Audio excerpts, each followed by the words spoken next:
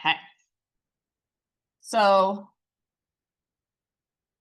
you may have also noticed that I already typed up solutions to all these and I put them in our last class session under modules. So we did numbers 1 through 22. Well, we didn't do numbers 1 through 22. I didn't go over the vocabulary, so I skipped the first few.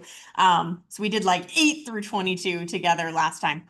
All those are like one file, and then right below it, yesterday I worked on 23 through 40, so those are already posted up there. So those are up, but I'll repost them again under a different, like for our class 20 today, so that it'll be in 2 different places. You can find it if you're looking for it.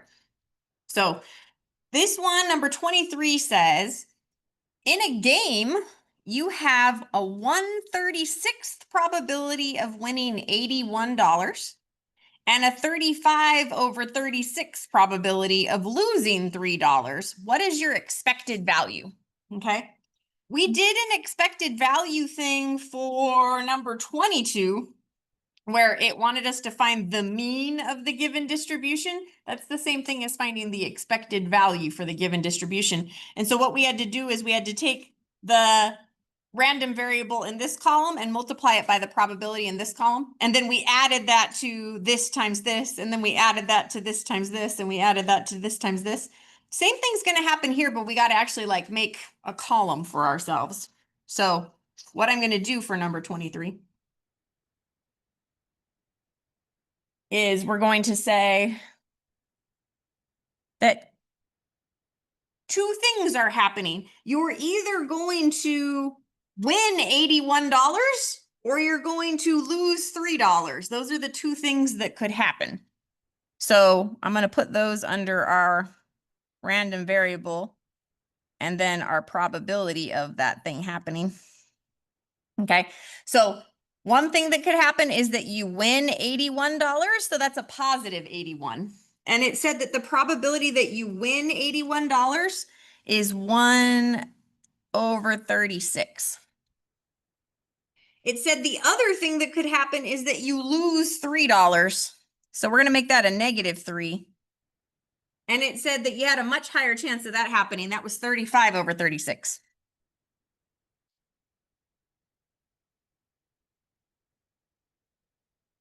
Question number 22 last time said, how do you know that something is actually a valid probability distribution? And what we had to make sure was that underneath the probabilities, that these things added up to 1.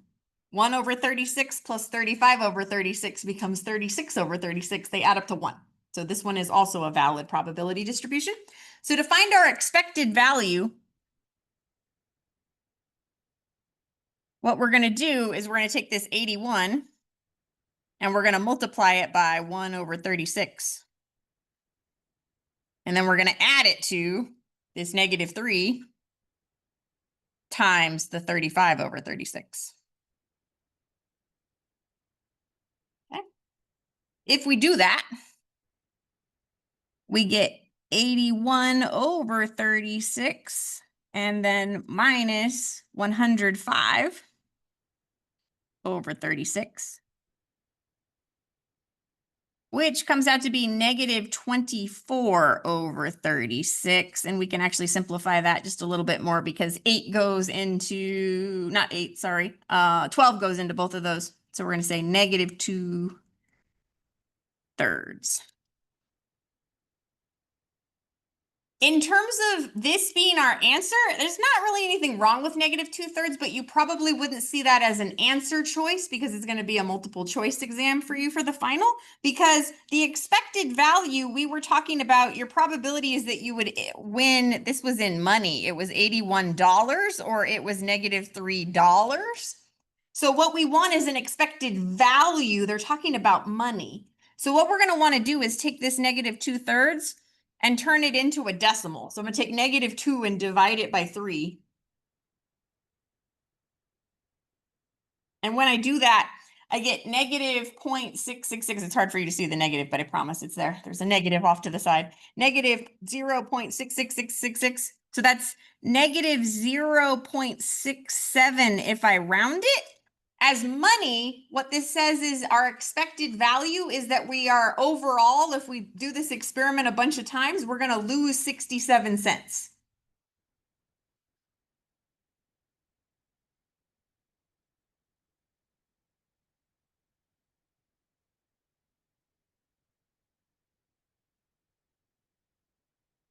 Is what that means. That's our expected value if we did this experiment a bunch of times.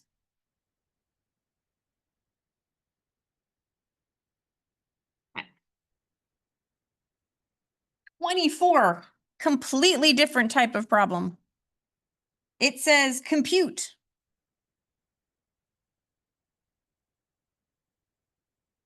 Nine, choose 4. These appeared in our binomial distribution problems. And what this means is 9 factorial over 4 factorial times 9 minus 4 inside parentheses with the factorial on the outside. So this is 9 factorial over 4 factorial times 5 factorial. If we simplify that, 9 minus 4 factorial.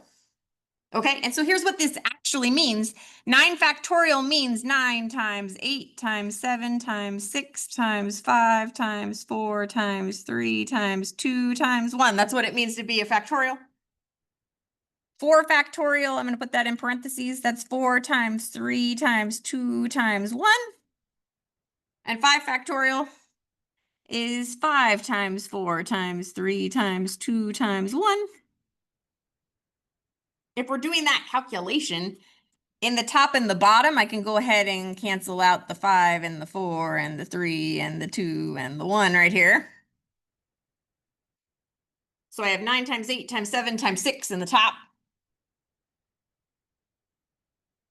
That comes out to be 3,024. And I have 4 times 3 times 2 times 1.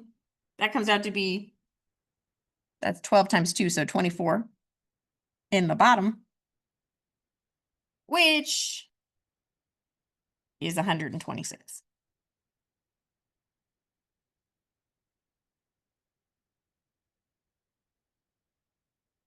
All right. 25's got words.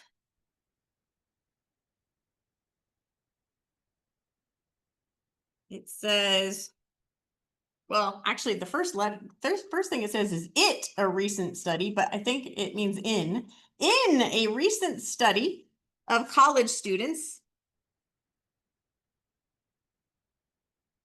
Nope, this sentence doesn't work. I think they just wanted to say a recent study of college students indicated that 30% of all college students had at least one tattoo. Do you think that's true? 30%? Anyone have a tattoo? Dang, okay, we might be all right, okay. You guys are braver than me. I'm all like, needles. No, I didn't even get my ears pierced. I'm like, nope, nope. Okay. A small private college decided to randomly and independently sample 15 of their students and ask if they have a tattoo. Find the probability that exactly 5 of the students reported that they did have at least one tattoo. Okay. You either have a tattoo or you do not have a tattoo. So what we've got going here is a binomial distribution type of problem, okay? It's important here that they said that they have, we were looking for the probability that exactly 5 of the students reported that they have a tattoo, because that means we only have one calculation to do. If they said less than 5 of the students, we would have to do 4, 3, 2, 1, and 0 of the students. We'd have 5 calculations to do. Or if they said more than 5 of the students, because this says they sampled 15 of them, we would have to do 6 all the way up to 15. But this one says exactly 5, so there's actually just one calculation we have to do. So it's not so bad. So we want to find the probability that X is exactly equal to 5. And that's going to involve us doing 15, choose 5.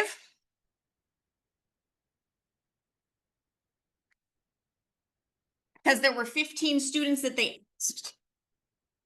And we want exactly 5 of them to say they have a tattoo. Now, we're going to put down the probability that they have a tattoo. We're going to raise that to the power of this lower number. So we're going to raise it to the 5th power. And then we always do 1 minus p right here. So 1 minus 0.30. That would come out to be 0.7. We raise that to the power of the top number minus the bottom number. So that's our binomial distribution formula. So we're going to find 15, choose 5. We're going to do 0.30 raised to the 5th power. And we're going to do 0.70 raised to the 10th power. So this 15 choose 5, we have to do the thing that we did up here for the 9 choose 4. So I'm going to go find my 15 choose 5. That's 15 factorial divided by 5 factorial times 15 minus 5 in parentheses with the factorial on the outside. Okay. So that's the same thing as 15 factorial over 5 factorial 10 factorial. So we have 15 times 14 times 13 times 12 times 11 times, and then I'm going to write 10 factorial, because if I did 10 times 9 times 8 times 7 and I go all the way down, that's the same thing as 10 factorial. And the reason that I'm going to leave it there is that we have 5 factorial times 10 factorial in the bottom, and I can just go ahead and cancel out those 10 factorials without having to write out 10 times 9 times 8 times 7 times 6, like all the way down for both the top and the bottom. We can just write it like that. You can, if you would prefer to write them all out, you'd still be right. I'm just taking a shortcut. So 15 times 14 times 13 times 12 times 11 comes out to be 360,000. 360. And in the bottom, 5 times 4 times 3 times 2 times 1 comes out to be 120. And so if I simplify that,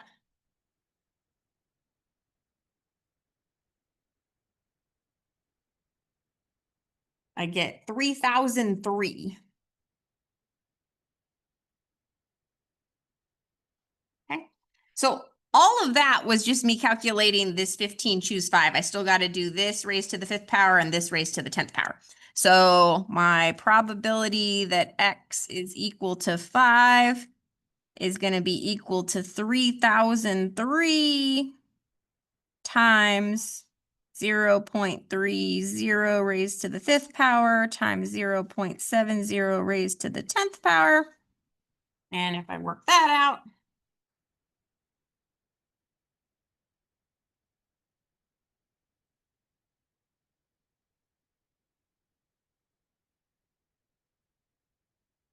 I got 0.2061.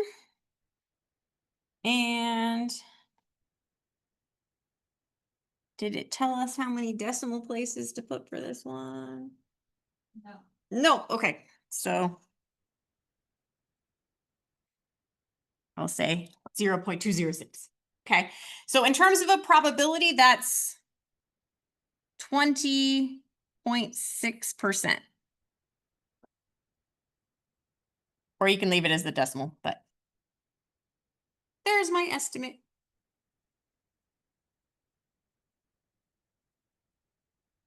Her number, for her answer sheet says 0.207. That just means that she used a different number of decimal places in like the calculation of this number here and this number here. That's okay. It's still the same number. It's just it's a rounding difference. So this number is fine, or 20.7% is also fine. For your multiple choice, she's not going to get that close because it'll be a rounding error otherwise. Okay, 26.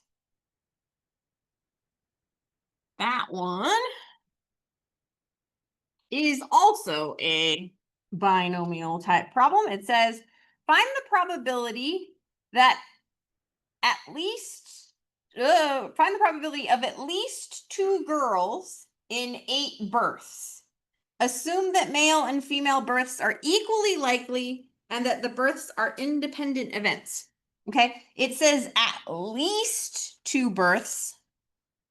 So for number 26, it wants the probability that X is greater than or equal to 2, where that X is the number of girls.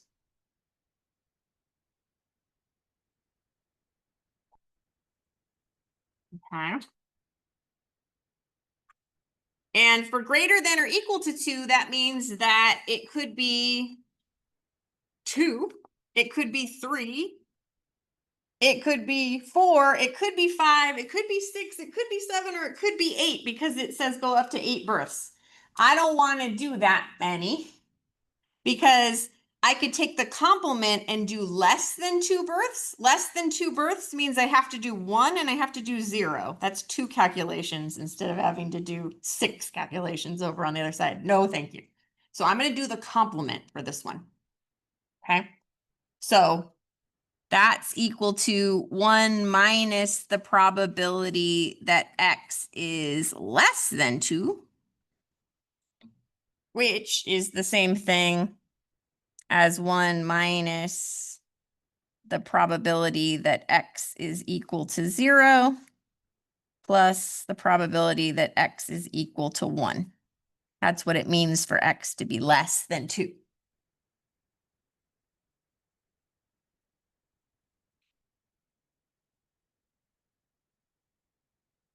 Okay. So we got to find the probability that X is equal to 0. That's going to be 8 births, choose 0 of them. They said it's equally likely that you have a girl or a boy, so they're going to say 0.5. And we're going to raise that to the power of the lower number. And then we always do 1 minus p, but 1 minus p is 1 minus 0.5, which is also 0.5. So we have 0.5 here, raised to the power of this number minus this number. 8 minus 0 is 8. So we're going to find that number. 8 choose 0. Anytime it's choose 0, the number is going to come out to be 1. I could prove it to you, or that's a thing you could memorize. The reason it's going to come out to be 1 is that you'll write 8 factorial over 0 factorial times 8 minus 0 factorial, which means you're going to have an 8 factorial in the top and an 8 factorial in the bottom. They'll cancel out and become a 1. The 0 factorial, by definition, 0 factorial is always 1. So this number is just 1. So this is the same thing as 1 times 0.5 raised to the 0th power, which is also 1, because anything to the 0th power except for 0 is 1. And then 0.5 raised to the power of 8. So ultimately, the only thing we're going to put in our calculator is 0.5 raised to the power of 8.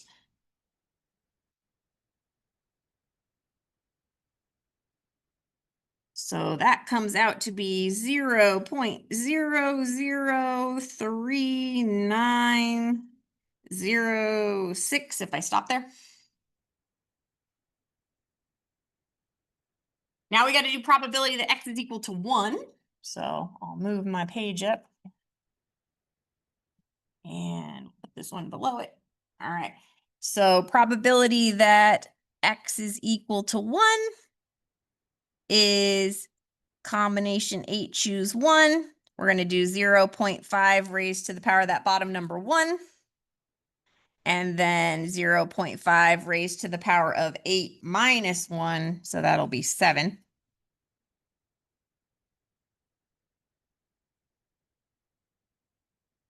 This is going to be 8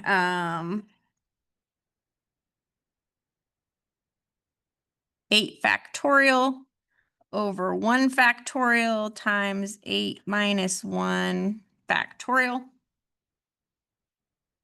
which is 8 factorial over 1 factorial times 7 factorial. 1 factorial is just 1, so we could ignore it. So this is 8 factorial divided by 7 factorial, which means you have 8 times 7 times 6 times 5 times 4 times 3 times 2 times 1. And in the bottom, you have 7 times 6 times 5 times 4. So everything's going to cancel except for the 8 in the top. So this comes out to be 8. So that first number is 8. And then you're going to multiply by 0.5 to the first power. That's just 0.5. And then 0.5 to the 7th power.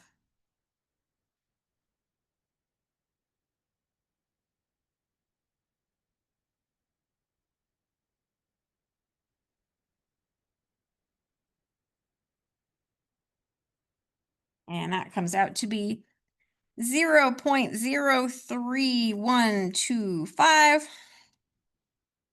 Okay. So that number that we got here is this number in the formula. This number here is that number in the formula. So we just have to do 1 minus those two things added together. So probability that x is greater than or equal to 2 is equal to 1 minus us adding these two numbers together.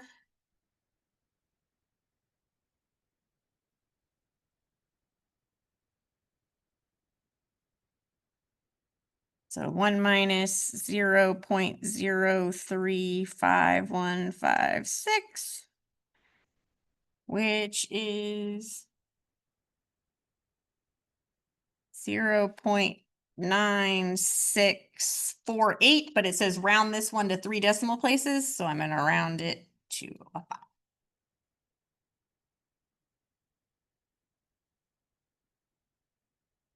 So 96.5%.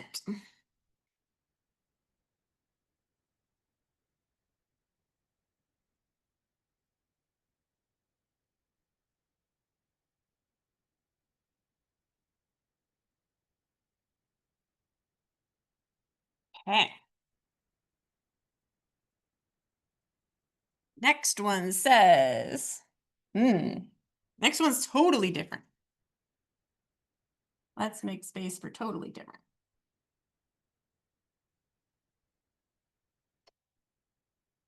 Okay. So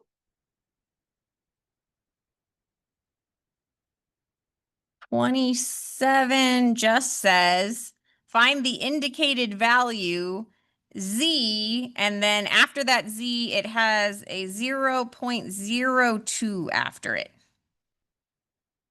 Okay, this is like a definition type of problem. We have to know what that notation means. So whenever they write a z with the little number right below it, this is telling us how much of the area is in the right tail. I wish they didn't do that, because the table, when we look at our z table, it always tells us what's in the left tail. So this is like the opposite of what I would like it to do. So if this is what's in the right tail, the percent of the stuff that's over in the left tail is 1 minus this number. So that's going to be 98%. This is 2%. So 98% of it is over in the left tail. So what we're looking for on the z table, this part tells us what's in the right tail.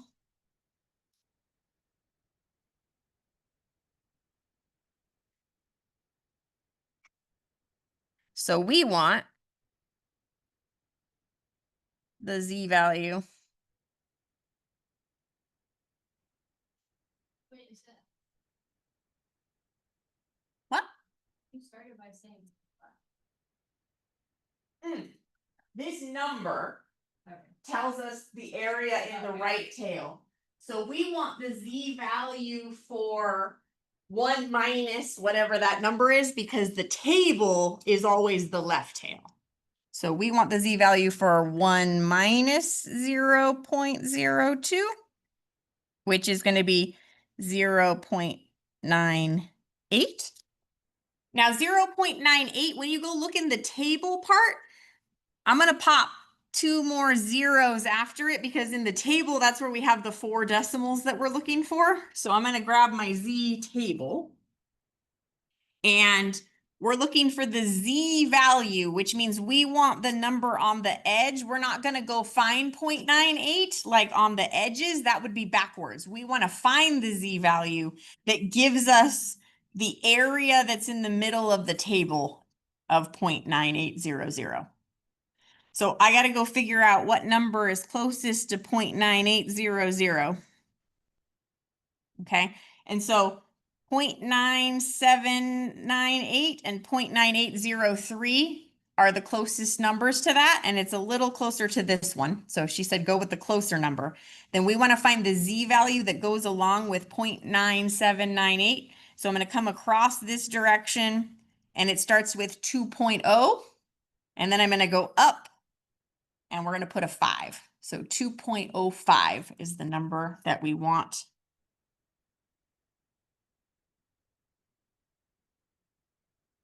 on the z table.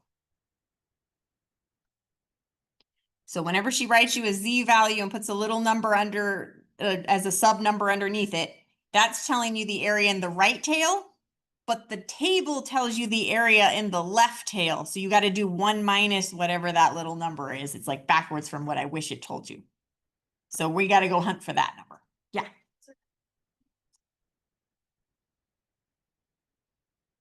There's no like notation that she's going to give you. No.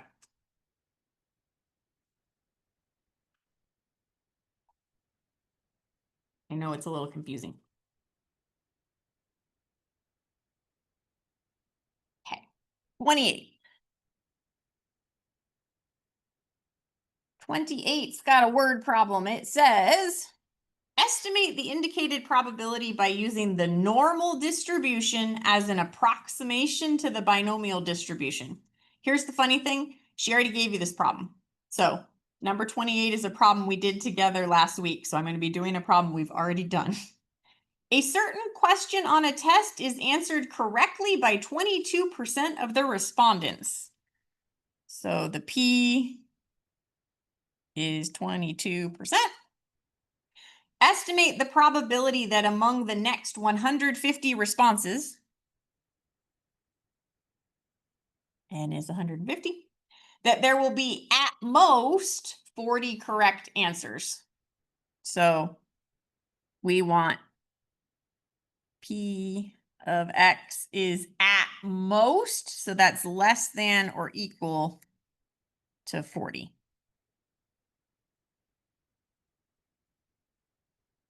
And it said use a binomial approximation to the normal.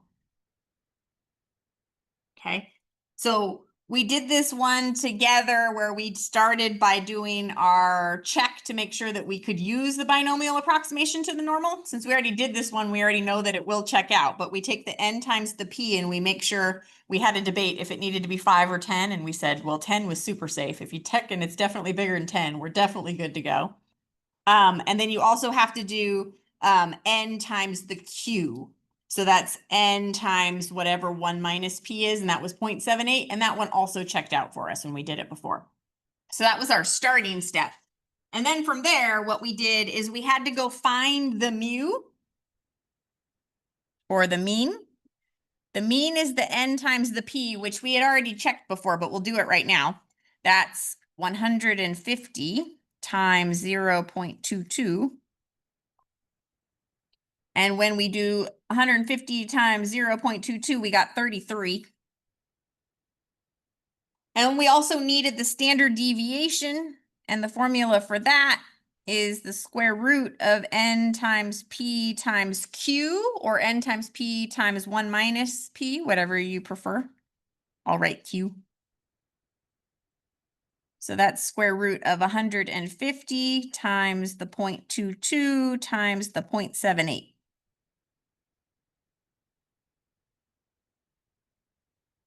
And that came out to be 5.074. We needed those because it said we want to do a binomial approximation to the normal distribution, which means we're using a z-table. So we need a z-score here. So we're going to do a z-score. And our formula for a z-score is to take whatever x value they gave you, to subtract the mean and divide it by the standard deviation. So that's why we had to go find the mean and we had to go find the standard deviation because they're in that formula. Now the x, we said, if it's the binomial approximation to the normal type of problem, we have to do a continuity correction. We did this one last time. Our continuity correction for the 40. Remember, we put the 40 down on a rectangle for ourselves. We put 40 down the middle. And we said the continuity correction is either to subtract 0.5 or to add 0.5. So I'll put the 39.5 on this side, and I'll put the 40.5 on this side. And what we said was, it matters what sign this says. And it says we want less than or equal to 40. So less than or equal to 40 means we're going this way. So I drew my arrow like this. We're going that direction. We're going down. And because it needs to equal 40 as well, we want to include the 40 in the number. And so when we were picking if we should use 39.5 or we should use 40.5, if our arrow's pointing that way, if I start at 39.5 and I'm going that direction, 39.5, and I keep going this way, I'm going to miss the 40. So instead, we need to do the 40.5 because if we start at 40.5 and we go this way, we won't miss the 40. So we decided for the x, we're going to put in the 40.5.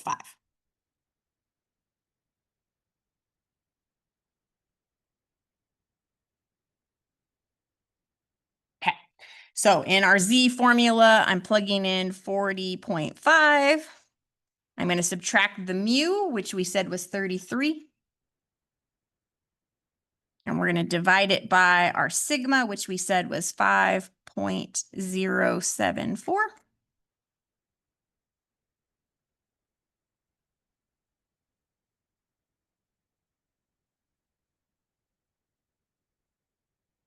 And we got 1.48 if I round it.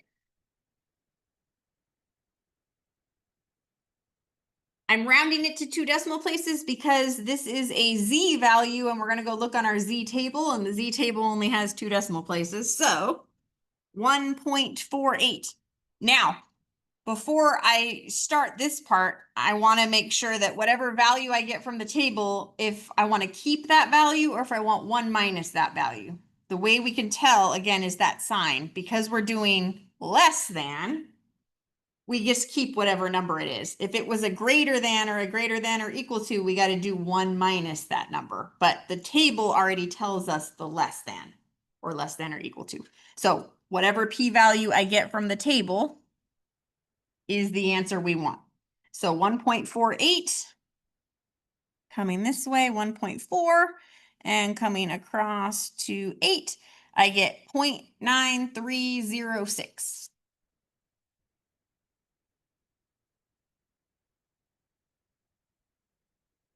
And that is the number that's in her answer sheet.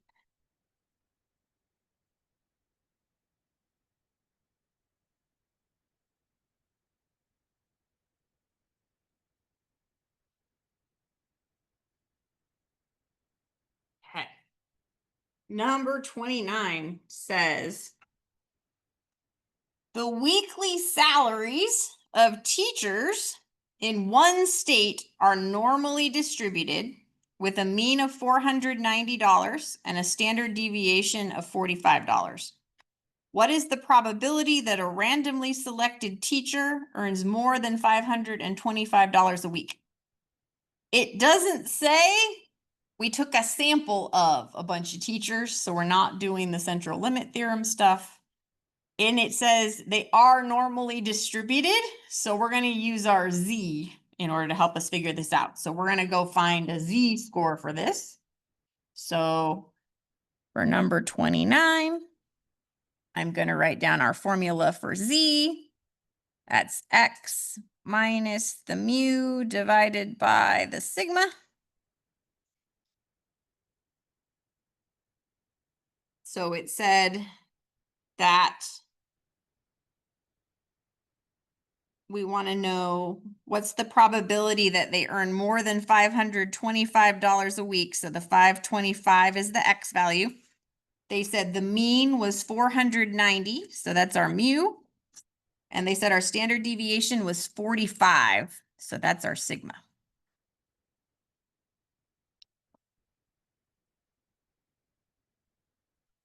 Okay, so 525 minus 490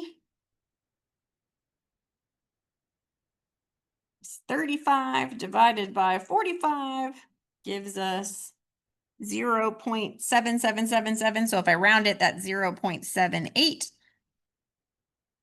Okay.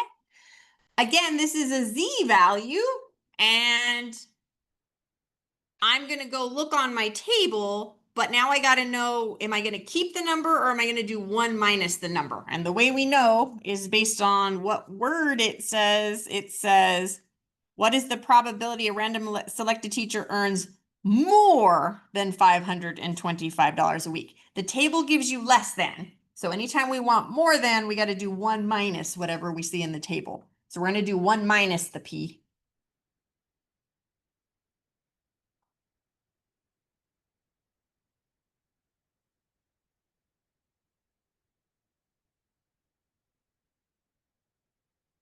Okay, so 1 minus the P from the table is going to be 0.78.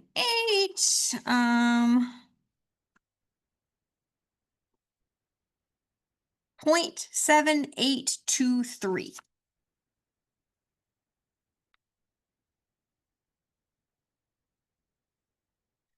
Okay. So 1 minus 0.7823 comes out to be 0.2177. And it said it's round to 3 decimal places. So we'll say 0.218. Or 21.8%, also good. Okay.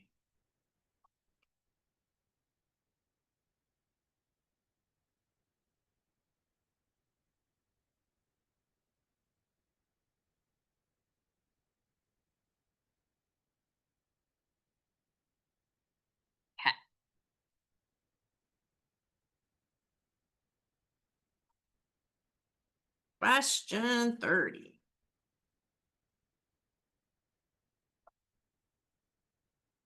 All right, this one says, human body temperatures are normally distributed with a mean of 98.2 degrees Fahrenheit and a standard deviation of 0.62 degrees Fahrenheit. Find the temperature that separates the top 7% from the bottom 93% of the temperatures. Round to the nearest hundredth of a degree. Okay, we got a lot of words there.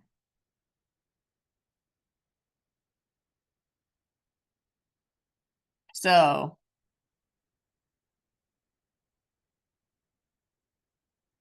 important part, if we want to find the value that separates the top 7% from the bottom 93%, that means that you're trying to find the 93rd percentile. Does that make sense?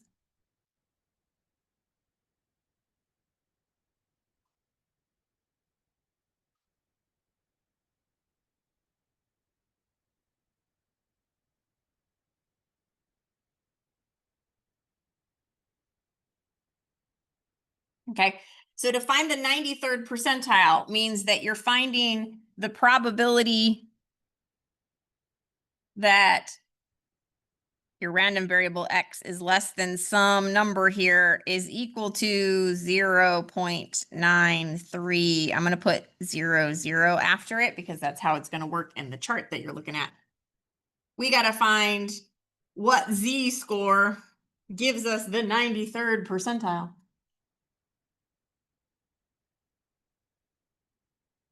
So we're looking for the z value. That's the number we're going to end up putting here. The value that is going to give us 0.9300 in the middle of the table. So 0.9300 is going to be closer to this one. So we're coming across this way and we get 1.4. And then if we go up this way, we get 8. So 1.48 is the z value we want.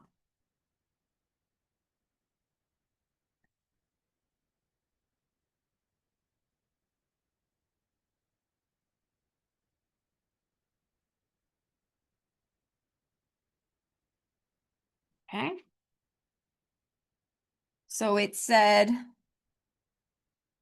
round the answer to the nearest 100th of a degree. Fortunately, that's tenths, that's hundredths, so we're okay there. What it wants you to do now is we're going to find the actual temperature. So what we've got is the z value for the temperature, not the actual temperature. The actual temperature is going to be an x value. So that means that you don't need to do this in the middle of the test necessarily, but I'm just going to remind you in case she doesn't put it on a formula sheet for you. Remember, we have a z formula that says z is equal to x minus the mean divided by the standard deviation. But when we're doing this scenario, the thing we want back, we have the z, we want the x back. The x is the actual temperature. So we got to solve this thing for x.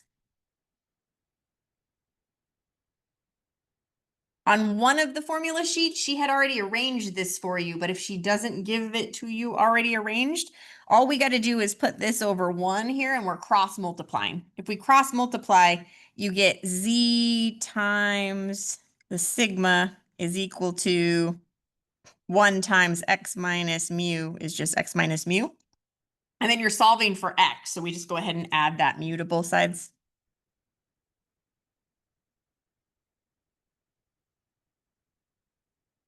So we get z times sigma plus the mu is going to give you back the x value that we want.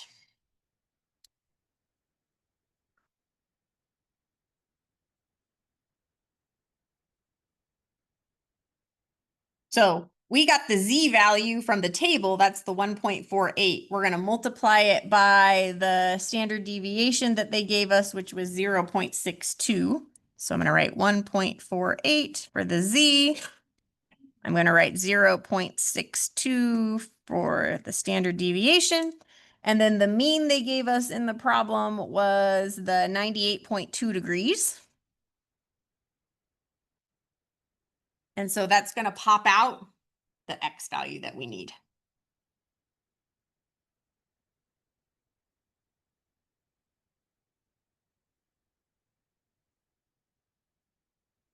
And so it said round to the nearest 100th. That's going to be, we got 99.1176. So we're going to say 99.12.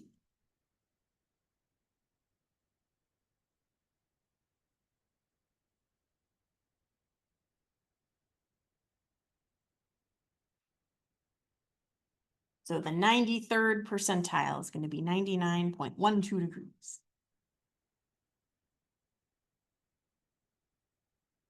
So she might give you this formula on the formula sheet. If she doesn't, then you just got to rearrange your z formula and solve for x.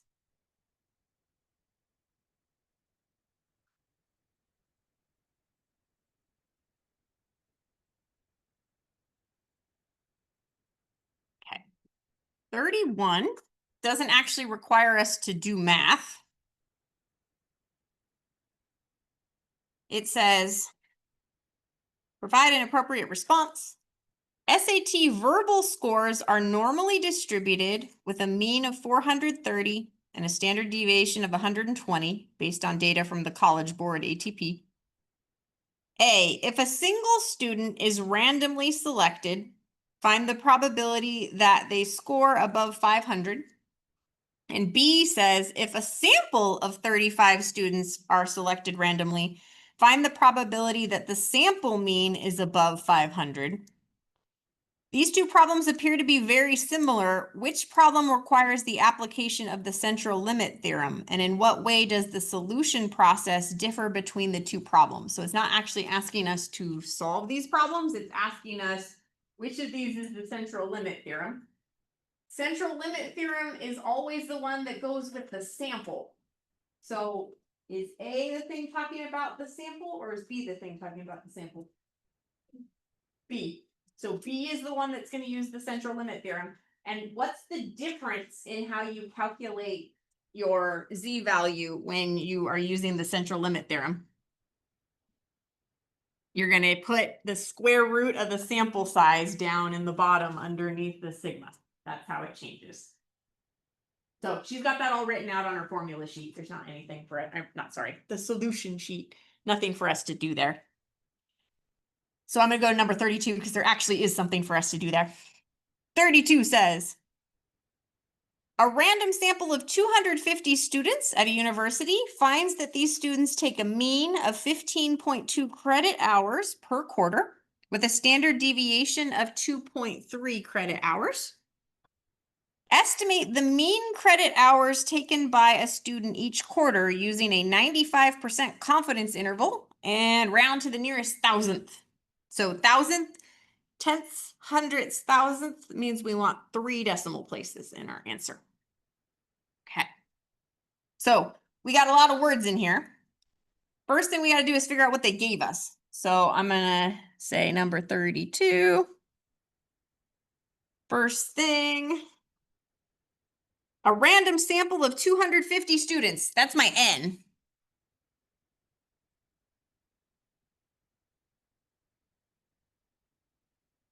Finds that these students take a mean of 15.2 credit hours. So this is a sample mean, so that's an X bar.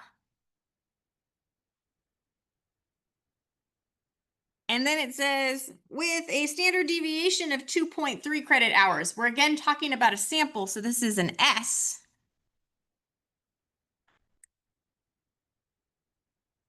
And it wants a 95% confidence interval. Okay.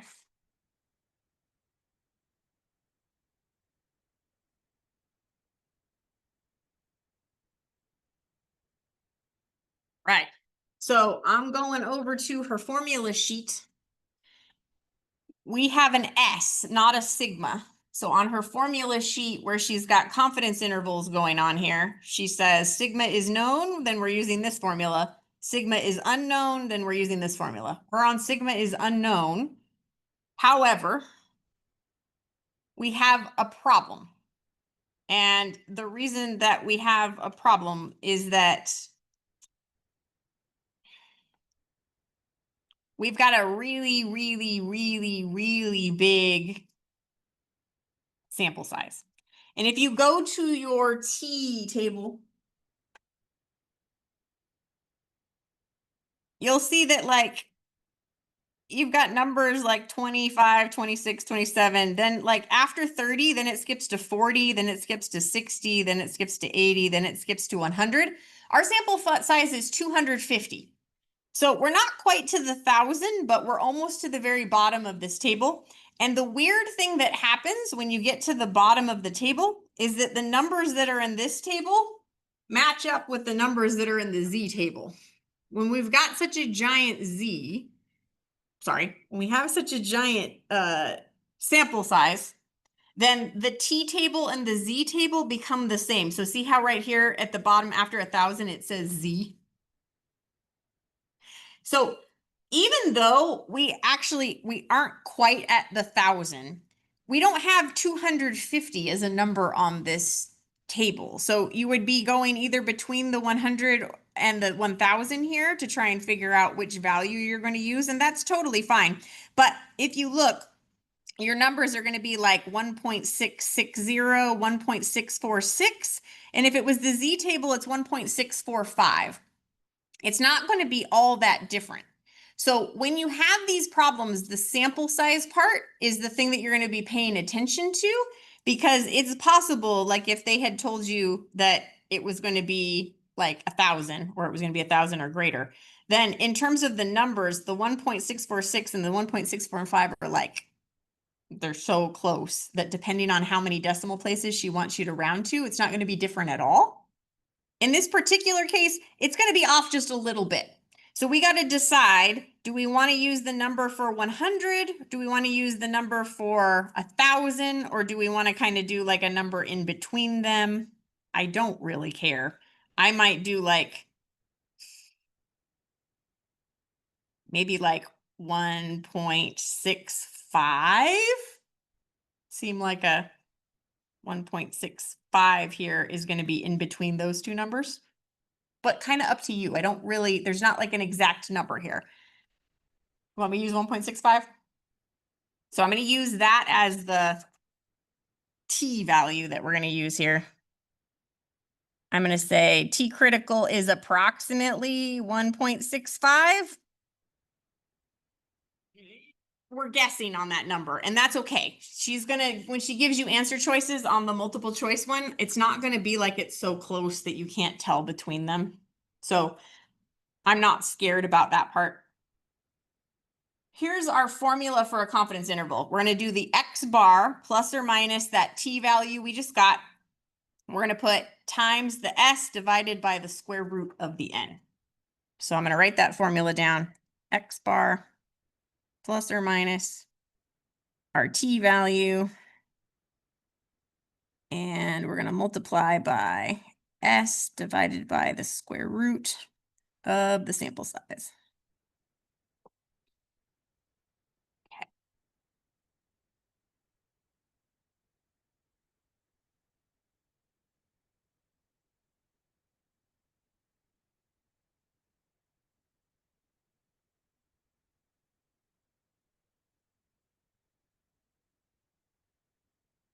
Oh, did I put, I think I used the 90% confidence interval accidentally. Sorry, guys. I was looking at the 90%, 95%. I should have come over one more. Let's do, shoot.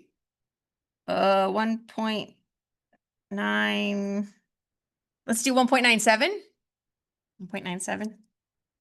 Sorry about that.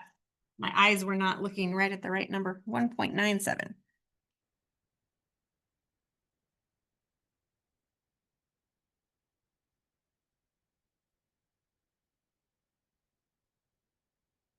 Okay. So, all right, this is for the 95% confidence interval. So you know why I picked that number? Okay. So we're going to plug in our X bar, which is 15.2 plus or minus. Now we're going to plug in that T value. We just said 1.97. We're going to put 2.3 in the top, and we're going to divide by the square root of 250. Okay. So 15.2 plus or minus. Let's go get a number for the error.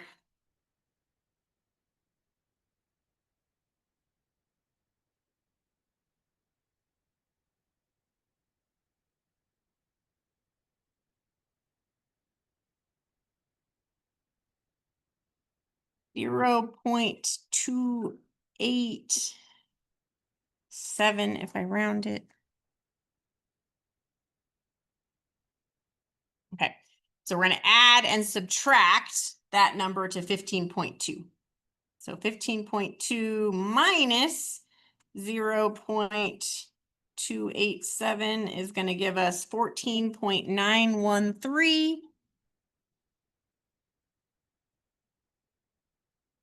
as the lower number.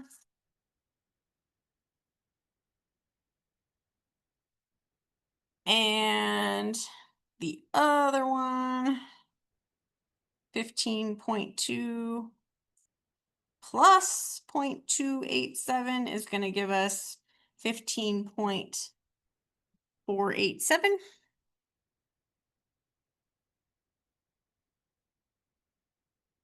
Going the other direction. So in terms of first, she said round it to 3 decimal places, but for hers, she rounded it to 2 decimal places, so our numbers won't match up. But so we're okay, because if we rounded it to 2, then our numbers will match. But the problem said round to 3, so we got her. Okay, so I made a mistake on the T. Do you want me to go through that one again, or do you feel like you understood what I did? So it was 250 for the sample size. We don't have 250 on the table. Now, under like stressful situations, if you freak out, 250 is a big enough sample size that it's essentially going to be the same as the Z table number. It's just going to be slightly off from the Z table number. The way you know that is Z is the very next row on here. The numbers that are in that row match up with what's in your Z table. So if you're freaking out, 250 is big enough that you could probably just go use the Z table, and your number is going to be close enough on a multiple choice exam that it's probably not going to matter. But if we just want to do this technically correctly here, it's not quite the Z score. It's going to be pretty close, but not quite. So we come across, we were doing a 95% confidence interval. Jen did it wrong the first time. I did a 90%. We needed a 95. We're under the 95% confidence interval. And if it's somewhere in between the 1.984 and the 1.962, we said, how about 1.97 is how we picked our number. We just picked in between the two. 1.97 is hecka close to 1.96, which is what the Z table said. So it's not that different from the Z table value. So we're okay. If you use the Z table, probably on a multiple choice test, you'll be close. So big sample sizes, pretty close to the Z table. All right, 33.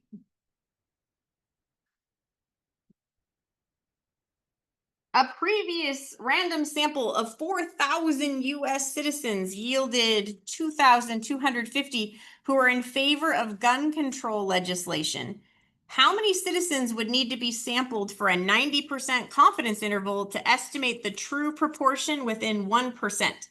This is a sample size question because they're giving us information where we can go get a proportion because this is our total number.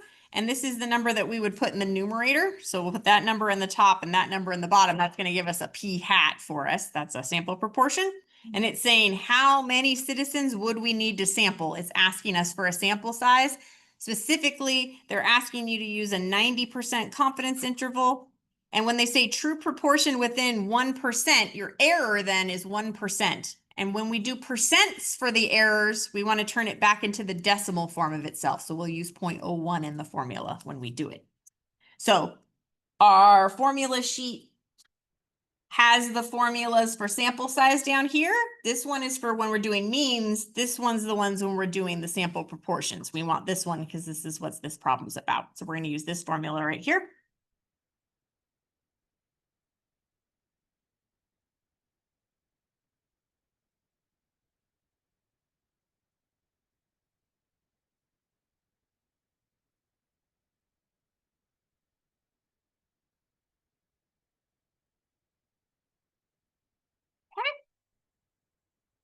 The Z value that we want to use for a 90% confidence interval is 1.645.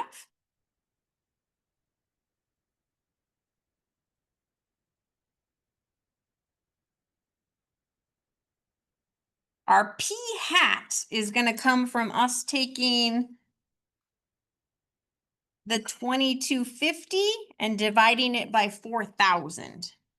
So our p hat 2250 divided by 4,000 is 0.5625.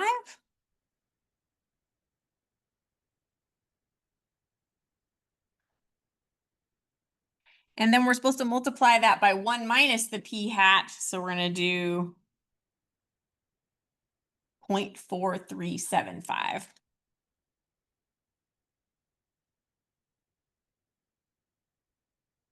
And then in the bottom, the error, we said we need it to be within 1%. We write that as its decimal form, 0.01. And we square that.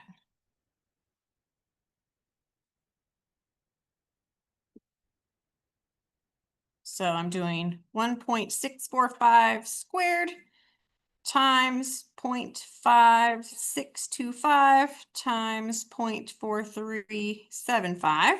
And then we're going to divide that by 0.01 squared.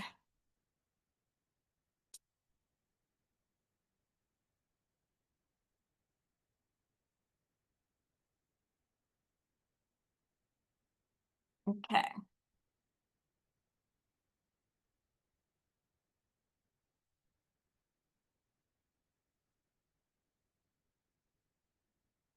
We got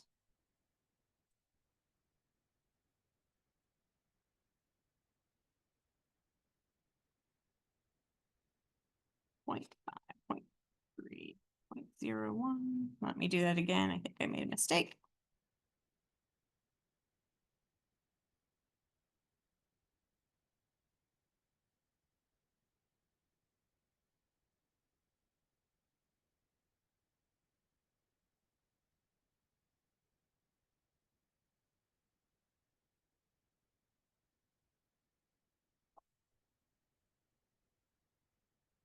Okay, I got a slightly different number than I did the first time I did it, so I think it's just a decimal point problem. Let's see, it's 6.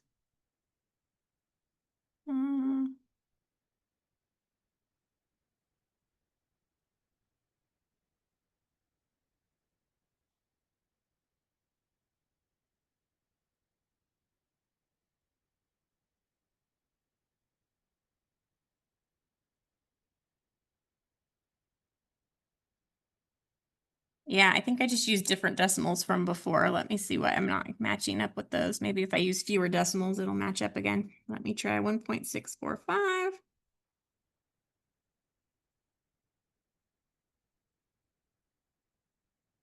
Times 0.56 times 0.44 divided by 0.01 squared. 60. Yeah, I'm having a decimal point issue. Okay, so the problem, she wanted you to get 6,663. If we use this many decimal places, we're still okay. We're going to just be off by a little bit. So 1.645 squared times the 0.5625 times, oops, 5625 times 0.4375.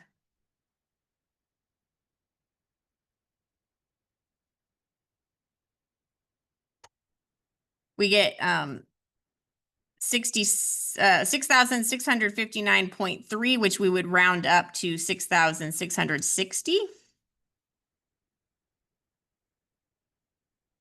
But hers was 6,663. So she was using a different number of decimal places than we were using, but it's okay. We're still doing it correctly. We just have a decimal estimation off just a little tiny bit. So I'll write or 6663 is also good.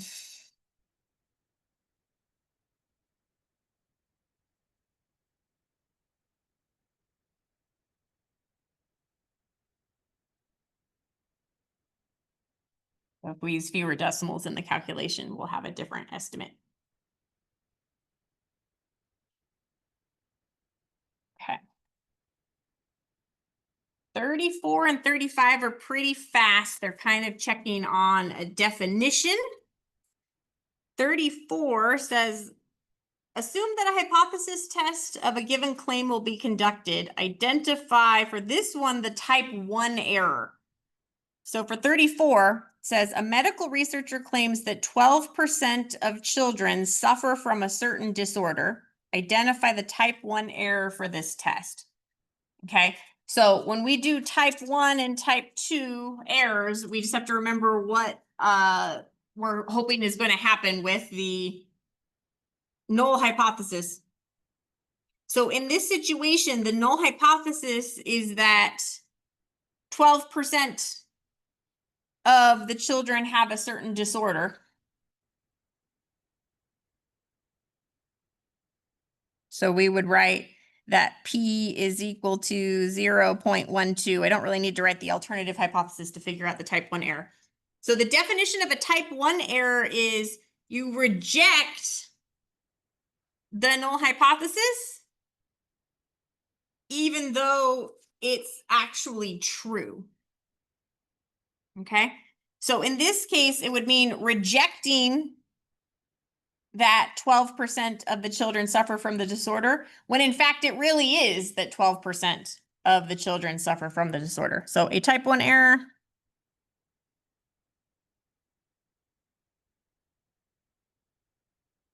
would mean rejecting the claim that 12%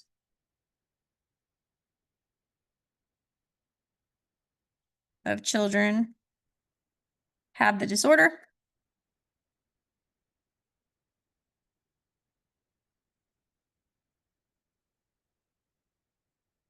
When 12% actually do.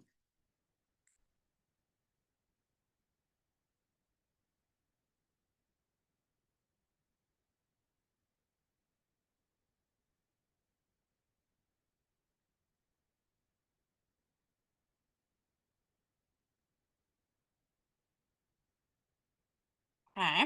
Number 35 wants us to find what a type 2 error is for a different situation.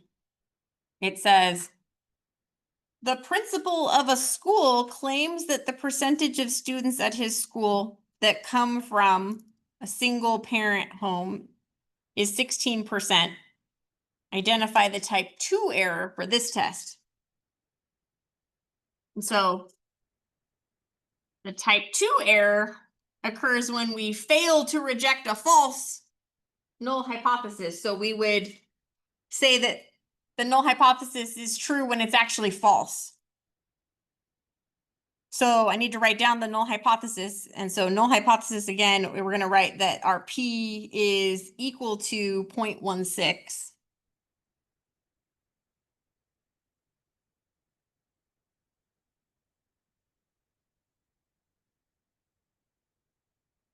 And so a type 2 error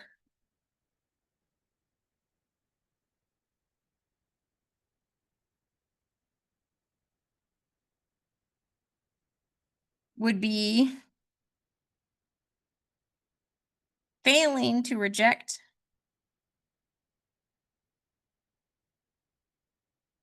the claim that 16% of students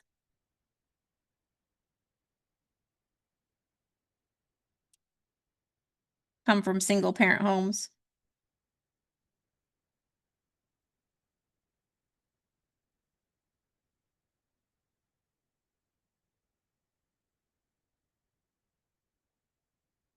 When the actual proportion is different.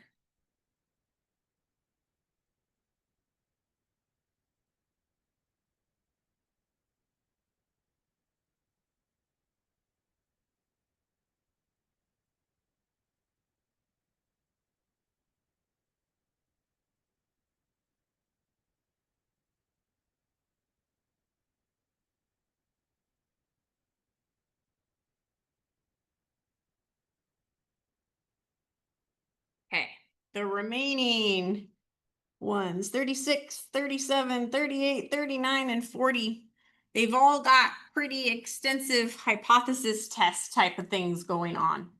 You've done a lot of the regular hypothesis tests. The ones that you haven't done a lot of yet are the ones that have 2 samples in them. So since we're short on time, I'm going to skip down to number 38 and number 39. Remember, I've already written up answers for the other ones, so you can go look at the other ones, but you've done a lot of practice with the other ones. Let's do some practice with the new stuff. Okay, so 38 says, test the indicated claim about the means of 2 populations. Assume that the 2 samples are independent, simple, random samples selected from normally distributed populations. A researcher was interested in comparing the resulting pulse rates of people who exercise regularly and those who do not exercise regularly. So we got 2 separate groups that are independent of each other. Okay. It says independent, simple, random samples of 16 people who do not exercise regularly and 12 people who do exercise regularly were selected. So you have 2 different N values here. And the resting pulse rates in beats per minute were recorded. The summary statistics are as follows. So we've got do not exercise regularly and they do exercise regularly. 2 different means, 2 different standard deviations, 2 different N values. So in this one, because these are not like a before and after, they're 2 completely different groups. On your formula sheet, this is the one where you have difference of 2 populations with the means where you're going to have 2 different X bars in the formula. The other one has a difference between like matched pair groups. And so you'll see that it has a mean with a D there, and then it's got a D with the line above it. The formula looks different if it's the same, like a before and after score or a matched pair score. We're using that one. We're using this formula for this one. So we're going to take those 2 means, we're going to subtract them. We're going to take the square root of this crazy value here, where we take the standard deviation squared and divide it by the sample size for the first group. And then we add the standard deviation squared for the second group and divide it by the sample size for the second group. Okay. So for us, I'm going to write our T is x1 bar minus x2 bar divided by square root of, we're going to do standard deviation for the first group squared divided by sample size for the first group. Standard deviation for the second group squared divided by sample size for the second group. Okay.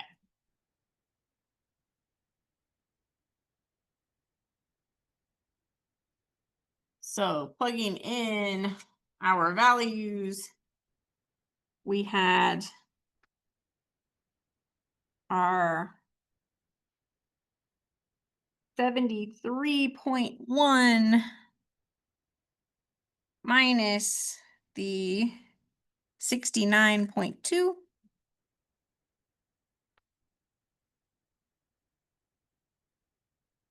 Okay, so then we've got 10.9. We're going to square that and divide it by the sample size, which is 16.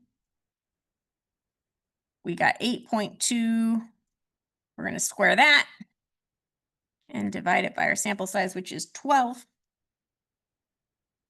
If we go through and do this calculation, this one is going to come out to be 1.08 when we do that. So our T value is 1.08. Because this is a T, we got to do degrees of freedom. Degrees of freedom when you do this type of test has a different rule than our degrees of freedom for like 2 sample means. It says on her formula sheet, degrees of freedom are equal to the smaller of either N1 minus 1 or N2 minus 1. In our problem, our N1 was 16 and our N2 was 12. This one's the smaller one, so we're going to do 12 minus 1. So we're going to get 11 degrees of freedom.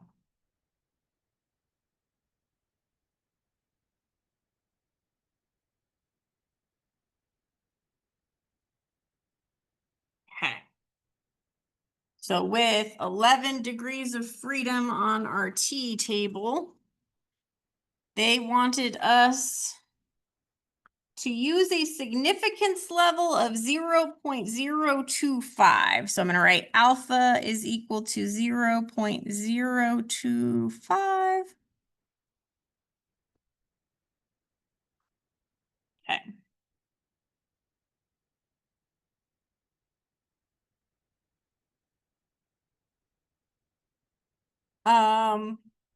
In terms of whether this is a one-tail test or a two-tail test, this is talking about one of them being higher than the other one. Let's see, one of them being lower than the other ones. So are these equal to each other? Okay, so we are just gonna do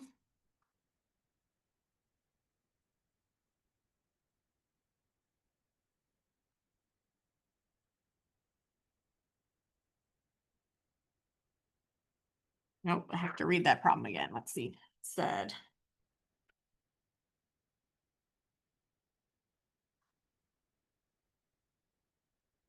okay, yeah, no, I have to read the problem. It says use a 0.025 significance level to test the claim that the mean resting pulse rate of people who do not exercise regularly is larger than the mean resting pulse rate of people who do exercise regularly. So if the mean exercise rate is higher than the other one, we're talking about a one-tail test. So when we go to look on our T table, we want to use the one tail for the 0.025 to figure out the critical value. So we're going down to 11 degrees of freedom, which is this row right here. And the critical value for the one-tail test for 0.025 is 2.201. So I'm going to write down that that's the T critical value, 2.201.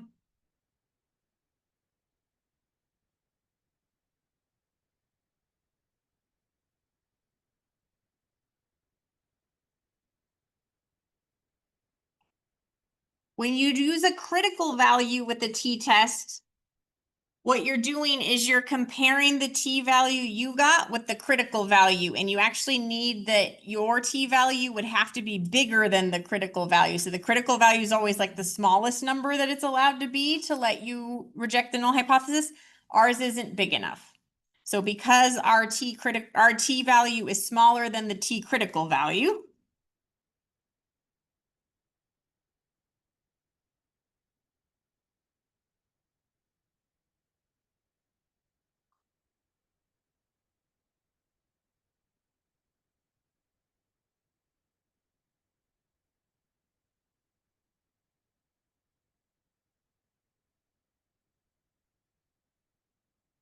we fail to reject the null hypothesis.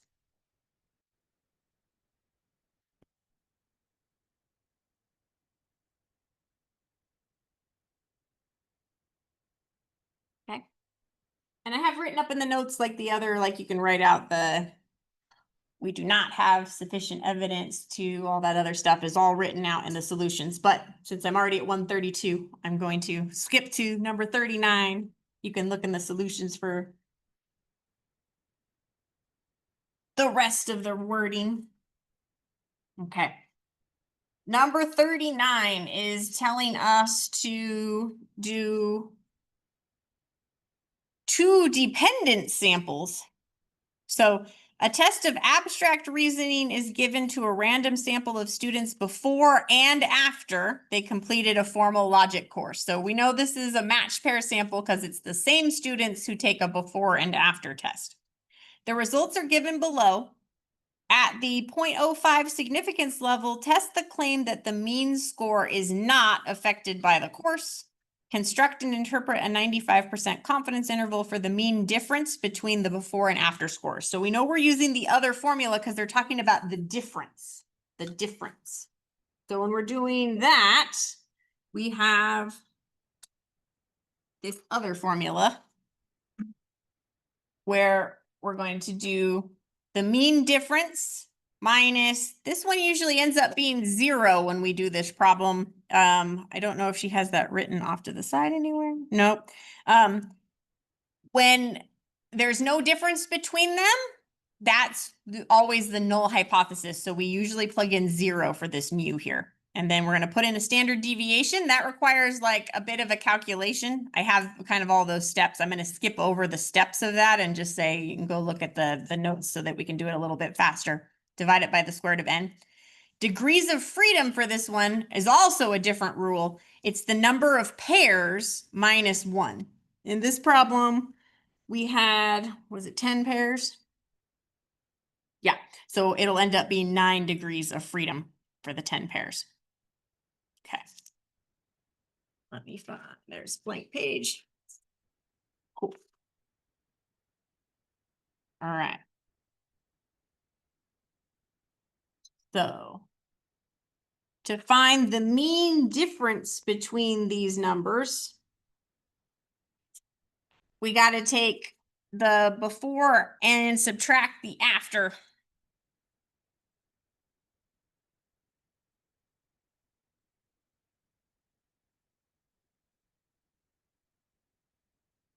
Okay, so for the first set, we're going to do 74 minus 73. So 74 minus 73 is just 1. Then we're going to do 83 minus 77. So that's going to be 6. She'll do those calculations? Cool. All right. So if that's all happened, then let me skip to, I have that part written down, so I'll give you what those are. I'm glad she'll give you those. All right. So mean difference will be given to you.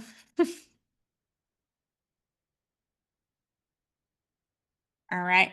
So for us, the mean difference is going to be 3.7. And the standard deviation for the differences, so I think she used an S sub D for that one, is going to be 4.94. Okay. So our formula then is T is equal to the mean difference minus the mu sub D divided by the standard deviation of the differences over the square root of n. Okay, so we're going to put 3.7. In these problems, the mu d is going to be 0 in order for us to be testing the null hypothesis. So you're going to say minus 0 there.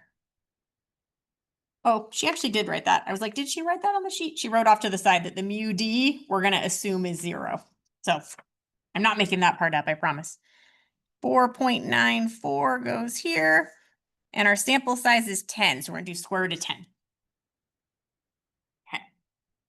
So that's going to come out to be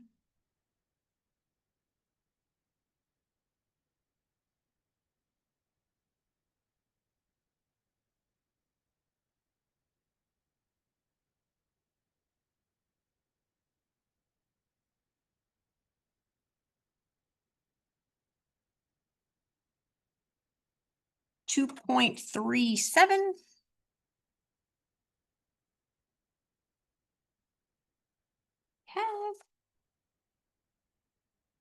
And then on this one, these ones, the word just says test the claim the mean score is not affected by the course. So it's just that it is affected by the course or is not affected by the course. In this case, we're going to end up having it be not that it's higher or that it's lower. This is going to make it a two-tail test. So two-tail test.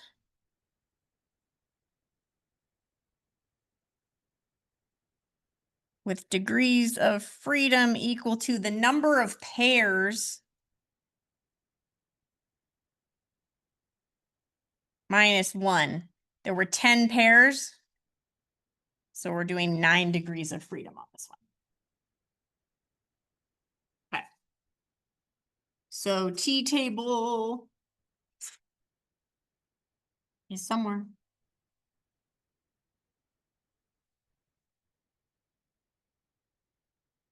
There we go. Okay. So 9 degrees of freedom. And they want us to do 5% confidence, or sorry, 95% confidence level on a two-tail test means that we've got 0.05 in the two tails here. So 2.262 is our critical number, 2.262.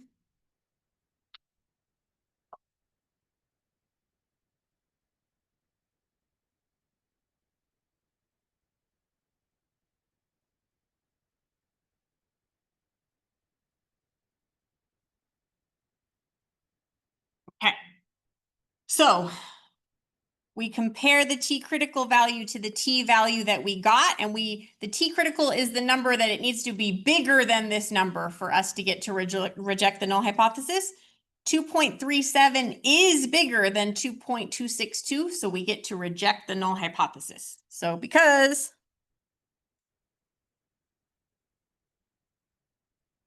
.37 is bigger than the T critical,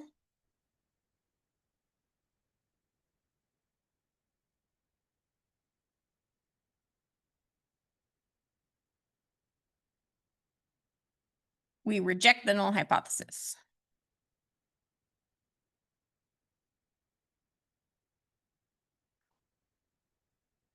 And I got more words and stuff going on with that one as well in the solutions, but I'll stop there because you're all kind of going, Jen, you're way over time.